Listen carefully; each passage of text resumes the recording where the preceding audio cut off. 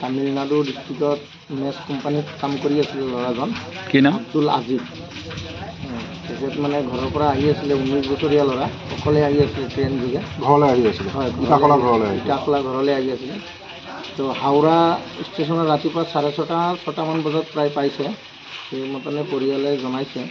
তো তাৰ পৰাই ল'ৰাটো নিৰুদ্দেশ হৈ গৈছে, তেওঁলোকে আহি পোৱা নাই। আচ্ছা, কিবা ফোন যোগাযোগ হৈছিল নেকি? ফোন মানে হাওৰা ষ্টেচনত যোৱা 12 তাৰিখে ৰাতিপুৱা 6:30 বজাত এটা দোকানীক মানে ফোন কৰিব দিছিলে। তেওঁ আকৌ মানে নাম্বাৰটোত, সেই নাম্বাৰত যোগাযোগ হৈছিলে। তেওঁ পইচা পঠাইছে 700 টকা। তেওঁৰ মানে ট্ৰেইনৰ পৰা চব জোতা, চেণ্ডেল, মোবাইল চব চুৰি হৈছে।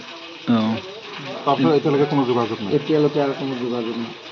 সেইটোৱে পৰিয়াল, একদম দৰিদ্ৰ পৰিয়াল। চৰকাৰক কি অনুৰোধ জনাব? চৰকাৰক জনাওঁ যে অলপ অনুসন্ধান কৰি প্ৰশাসনৰ লগত যোগাযোগ কৰি অলপ প্ৰশাসনে যাতে ল'ৰাজনক, দৰিদ্ৰ ল'ৰাজনক ওলাই দিব পাৰে। সেইটো মোৰ ফালৰ পৰা, গাঁওৰক্ষী বাহিনীৰ তৰফৰ পৰা চৰকাৰক অনুৰোধ জনাওঁ। আৰক্ষীক জনাইছে? ইয়াত আৰক্ষীক জনাইছোঁ, ইটাখলা থানাত।